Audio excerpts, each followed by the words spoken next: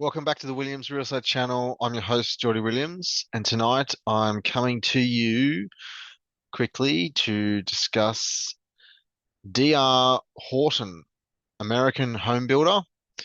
I was just doing some research into where we're currently sitting in terms of the market, and I thought might as well do a quick video to keep you guys up to date with where I believe the 18-year land cycle is and where we're heading and where could mark the top of the land market. A key indicator is to follow these home builders. There's a couple of them I keep tabs on, but this is the biggest one in the US.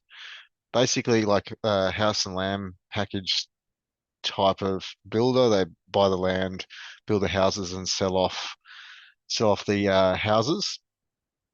And what is quite interesting to keep tabs on this company is on the American stock market, as I'll show you. So this is them listed on the the US stock market. And based off history, when their future earnings start to reduce, their stock price will reduce coincidentally. So this is why back in 2000, July 2005, their stock price peaked prior to the GFC, and then started to go down significantly until October 2007 was when the overall market topped out before the GFC. So this is the Dow Jones. So Dow Jones September, October 2007 before the collapse. Scroll down if I can. But you see that there, so GFC, and same goes for the Australian stock market. So October 2007 top before we went through the GFC where the stock markets get pretty much cut in half 50, 60%. So I keep tabs on this. Obviously, I'm a property investor, but I also have investments in liquid. You need to carry cash when carrying large amounts of debt. So I'm also invested in stock markets. So that's why it's very powerful to overlay the 18-year land cycle framework, not just for buying property, but also for managing liquid assets, because I believe the next couple of years is going to be boom times until we hit obviously the top of the market, like what happened in 2007, and then we'll be going through the land-driven downturn, also known cut in half. So come peak of market, I'll be out of my investments and sitting in cash. I see Warren Buffett is already starting to cash up. He's sold nearly half or more than half of his uh, holdings in Apple share. He's sitting on over 300 billion in cash. So he sees the writing on the wall.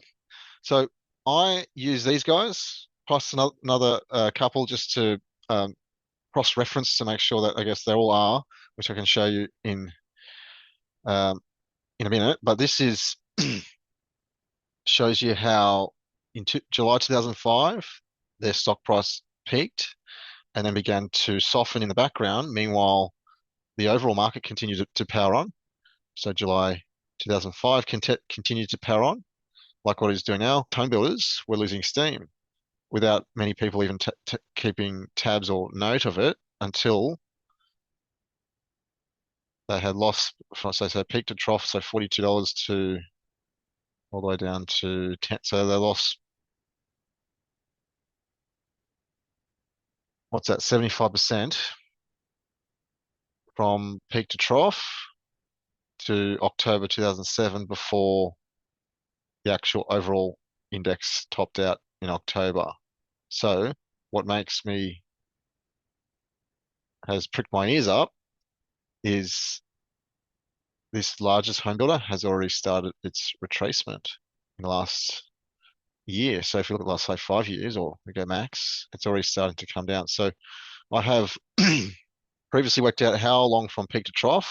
So from July 2005 to October 2007 equates to, so from July 2005 to October 2007. So history doesn't repeat, but this is a fair indication of where we currently sit. Equates to 2 years and 3 months away from the market top in the stock market. And when I've added 2 years and 3 months to to today. So let's make it today. April 2027 could mark the peak of the stock market. So the land market will peak first, and then stocks typically run for another six to 8 months. So as you can see,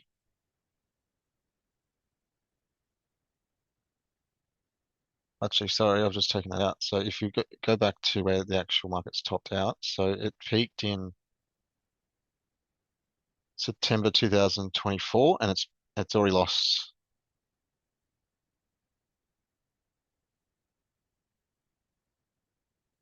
nearly 200. So it's lost maybe 23% from the. So if it continues to trail down over the next 2 years, that's a fair indication that we've started this retracement. So if we just go back to where we could land in terms of the peak of the market, so 18th of September 2024. So I had it there before. So 18th of September 2020, September 2024 plus 2.3, 2 years and 3 months will mark December 2026 as being the peak, potentially the peak of the stock markets, the US and Australian indexes, but the land market has already more or less reaching its limits in some cases, but has probably another year or so before it will then start to slow, and then the stock market typically has another 6 to 8, 12 months that it runs longer. So here we go. We're on the way based off history. History doesn't repeat, but it definitely rhymes. And I'll be keeping tabs of not just this home builder, but I have a number of them, and they've all started their retracement. Keep some of the key home builders in the States as the States leads. And we'll be sure to continue to keep you guys updated, but looks like it's started. So we could expect 2 years as of September last year, bringing us to the peak of the market will be around November, December 2026, or we enter the next land-driven downturn, will be known as something. I'm sure will get labeled something, but come 2027, it'll be mainstream that the markets have entered the next global financial crisis. Anyway, these are my thoughts. This is by no means financial advice. This is just me on the couch late at night, running a few charts, doing a few internal forecasts of where I see the market heading, but by no means financial advice. If you are going to go out and buy stocks or property, best to talk to a financial advisor, planner first. But if you need help buying an investment property, hit me up. Happy to chat anytime. As you know, we are buying in Melbourne and Sydney in preparation for their next growth cycle, which I believe will commence around 2026, 2027 and onwards, as we like to get into the more suppressed markets. But I also like to keep tabs on the stocks, and it all comes from the land market. So these are a couple of indications of where we're heading. Time will tell. Until next time, thank you for watching.